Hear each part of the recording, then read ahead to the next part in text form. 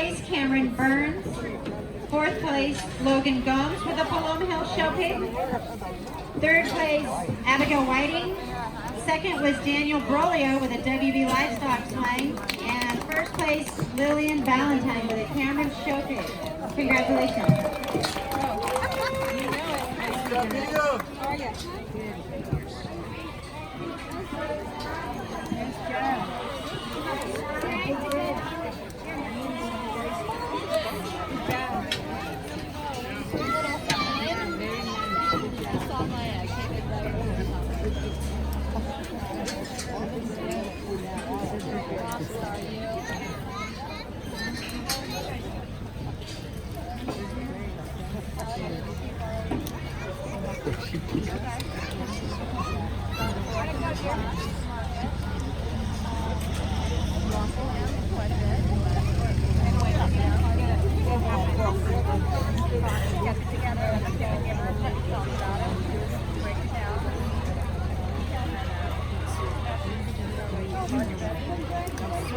Get it moving, Mia.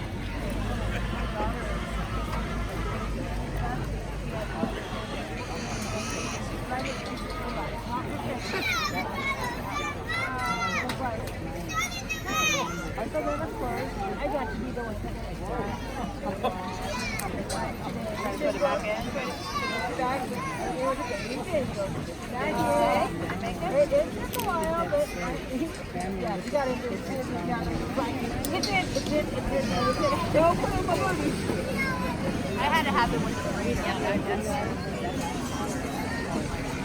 Not gonna breed her again. Deal with that.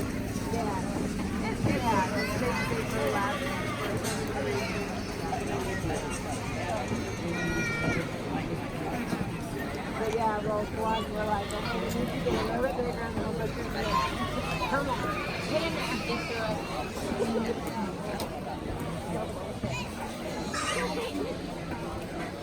So it's going to be on the deck that way. My daughter was over there. Especially at like, okay, got you 50. It's like, oh my. I'm like, because it's normal. It's healthy.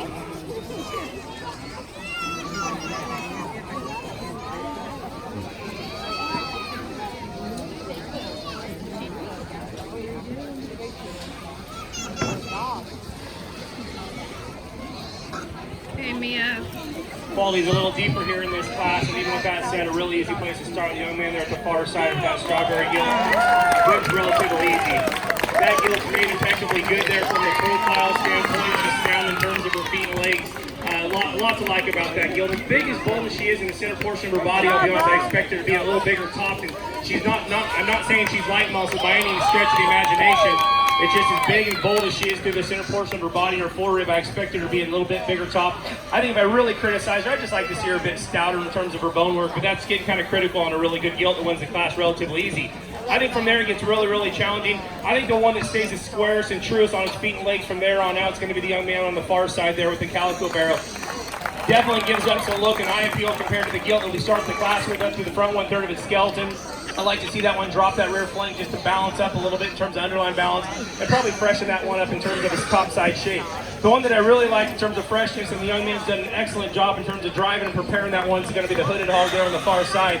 When that one first came out, I just looked at the top view and thought, okay, I can get into this one, I like it. But the more I looked at this one right there at the ground, that one wants to get a little softer in terms of his rear hop, wants to get up underneath himself just a bit. He's probably a little filled today, and that's probably caused him to get off those rear tubes a bit quicker step and a bit more aggressive in terms of his step there. We just need to see him a bit more coordinated, a bit smoother off those rear tubes, but a really good barrow to sit third here in a really competitive class. Young lady does an excellent job with this predominantly black barrow. There's a big back, square top, square-ended one, but when you study that one from a profile standpoint, we need to soften that one up in the center portion of his body to see him balance up just a little bit better. But a really good barrow that would have won a lot of classes we've seen already in the 4-H show today, just kind of runs into a really tough class. Same thing with the Black Hawk here we have here coming out. I thought those two were really close. I spent a little extra time looking at them. I think the big difference in these two, this guy here wants to base up just a little bit too narrow when you watch this one come and go. Real similar to the hog we just talked about. The young lady's done an excellent job as far as presentation with this hog. This one's youthful and fresh when we study in terms of its back shape there. This one though, from a structural integrity standpoint, wants to close up just a little bit too much, and when it does that, it kind of wants to roll them hocks just a little bit.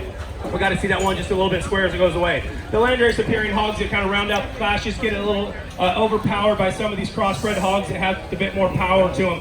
The hog that's next is going to be the young lady on the far side there. I think the hog there that just needs a bit more power from a bone standpoint, and by doing that, we're going to open them up just a little bit more to check just to notch more true muscle. The young man there with the longer scaled, kind of bigger framed hog, we need to moderate that one a little bit in terms of its framework, in terms of its length of side. When we can moderate them in terms of the length of side, we can open them up just a notch more, and that's going to help both these hogs get just a bit more true muscle and true product in them. So when you sell these hogs in the auction there, those buyers get a few more pounds of meat there in their freezer. So let's give all these kids a round of applause. They exit the ring.